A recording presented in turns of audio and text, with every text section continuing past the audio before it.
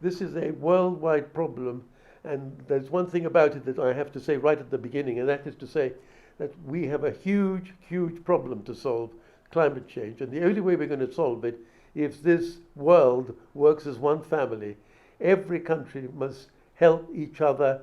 We must have a multiverse sort of effort in doing this. So it was very good to see that, in fact, here we're also doing something like that, yes. In the UK, you have been taking part in climate change protests. Yes, I live actually in Oxford, that we have been failed by the politicians.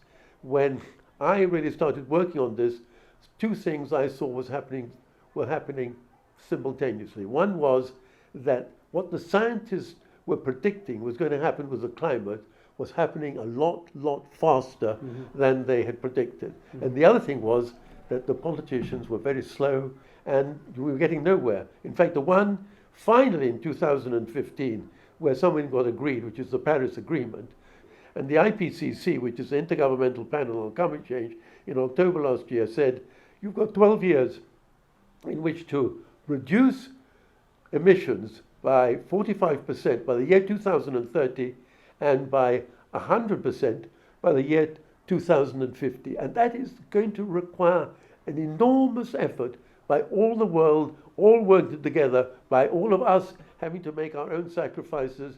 Now, things like, for example, you're not going to be able to fly every day. So we're going to have something like a war footing, where, for example, as one question of flights, people will be rationed. You can have one flight a year, where food perhaps will have to be rationed, and where also, in order to save souls, we're going to have to move people from areas which are going to become completely uninhabitable because they're too hot to those areas where they still will be able to survive. And that will require everyone working as a family.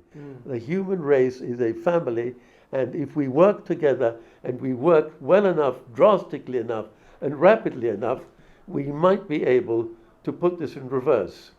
What the government has got to do, really, is to go through every single bit of what they do, to see how they can reduce emissions, and then see what all the inhabitants of this country can do. For example, I've got 16 solar panels on my roof in England, and I've got 24 vacuum tubes, so I produce a lot of electricity, and during the summer, I produce hot water without using electricity. I'm doing this for my children, my grandchildren, and everyone's children and grandchildren. And we have to do here everything we can to reduce all emissions that we can.